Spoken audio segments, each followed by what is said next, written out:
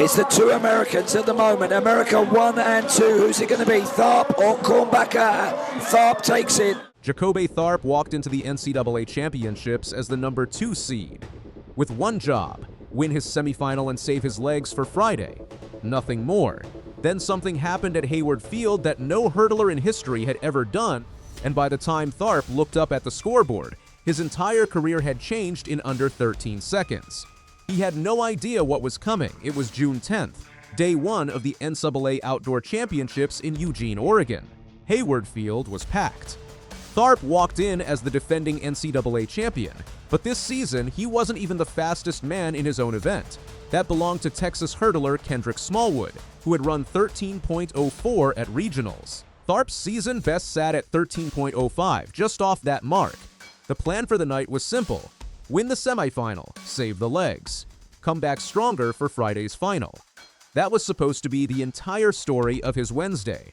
Less than an hour earlier, Auburn's own 4x100 relay team had already broken the collegiate record, running 37.75. The building was buzzing before Tharp even reached the track. Nobody was thinking about a world record. They were thinking about survival. Tharp was 20 years old, out of Murfreesboro. He had been breaking hurdles records since high school, and he already had a resume most college hurdlers never build in a full career. World Under-20 champion in 2024. A finalist at the 2025 World Championships in Tokyo, 6th place. His personal best of 13.01 came from winning the 2025 USA Outdoor title. Back in 2024, he ran 13.18 to win the SEC title, breaking a national under-20 record that had belonged to Ronaldo Nehemiah since 1978. That name would come back around later. Earlier in 2026, he won the NCAA indoor title in the 60-meter hurdles in 7.32, the third fastest indoor time ever run and the fastest by any college athlete in history. He was undefeated all season heading into NCAAs. But undefeated is not the same as unbeatable. A handful of hurdlers were running his exact times. Smallwood was the man to beat on paper. The real target was bigger, and it had haunted the event for over a decade. Aries Merritt had run 12.80 in Brussels back in 2012, capping a season that also included an Olympic gold medal. 14 years later, that time was still standing, untouched by every hurdler who came after him. Grant Holloway got to 12.81 in 2021. Devin Allen got to 12.84 in 2022. Both men came close. Both men fell short. No human being had ever run a legal 110-meter hurdles race in the 12.7-second range. Not once. Not ever. The day before the race, Hayward Field was evacuated over a bomb threat. Police searched the stadium for hours before the all-clear came. Athletes training on the track were sent away without finishing their work. It was a strange, tense way to open championship week. Would it throw Tharp off his rhythm? Would he even remember it by the time he stepped on the track 2 days later? Nobody could say yet. That night, Tharp did what he always did before a big meet. He watched old race tape. Merritt's world record from 2012. Holloway's near miss from 2021. He wasn't scared of the names on the screen. He wanted to prove he belonged next to them. His coach gave him one instruction before he stepped onto the track: execute. Nothing more, nothing less. All season, rivals had watched him run 13.0 after 13.0 and figured they could catch him. He wanted to send a message. He wasn't chasing a record. He was chasing respect. The gun went off in the second semifinal heat. Tharp got out clean and fast. Midway through the race, a thought crossed his mind. These hurdles are coming up fast. That feeling usually means a hurdler is losing control. This time it meant something else. He pulled away from the field and opened a 5-meter lead. But the finish wasn't clean. His last 3 hurdles were rough. In his head, he had just run a good race. Maybe a great one, not a historic one. Tharp crossed the line expecting somewhere around 12.97 or 12.98, enough to break the collegiate record Holloway had held since 2019. That was the story he thought he was telling. Then he looked up at the scoreboard. The number flashed 12.76. It was corrected to an official 12.75. Tharp froze. He pointed at the scoreboard like he needed someone else to confirm what he was seeing. He put his hands on his head. Then he started jumping, running back toward the finish line, unable to process what had just happened. The official time was 12.75, run with a legal tailwind of 1.0 meters per second, well inside the 2.0 limit.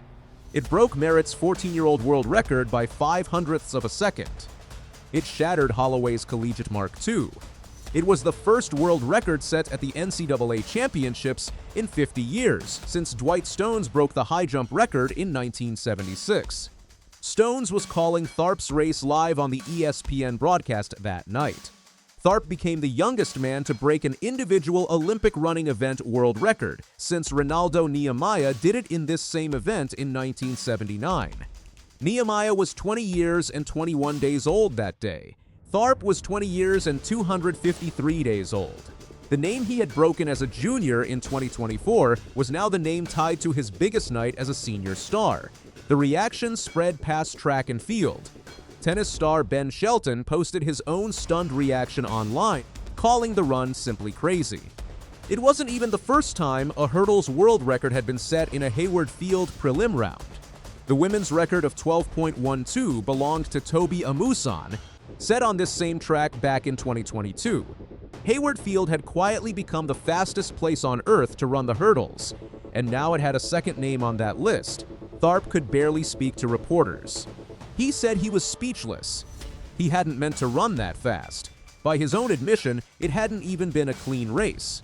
He explained he knew he was in great shape heading into the meet, but even he didn't see this coming.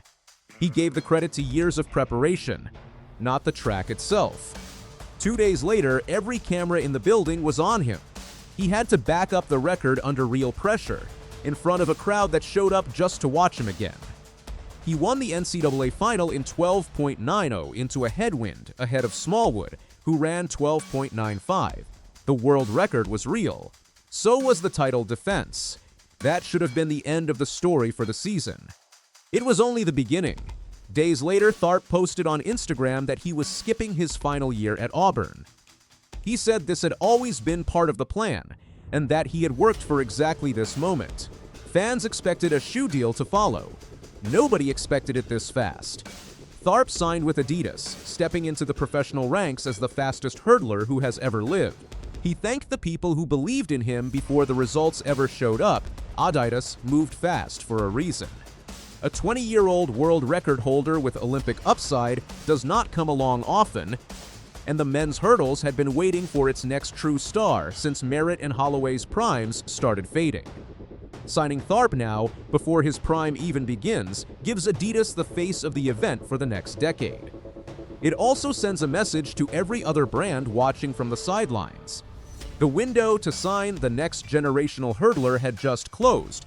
Tharp is now set to make his first professional race at the Prefontaine Classic, his Diamond League season debut. Same track, Hayward Field again, the place where his whole life changed in under 13 seconds.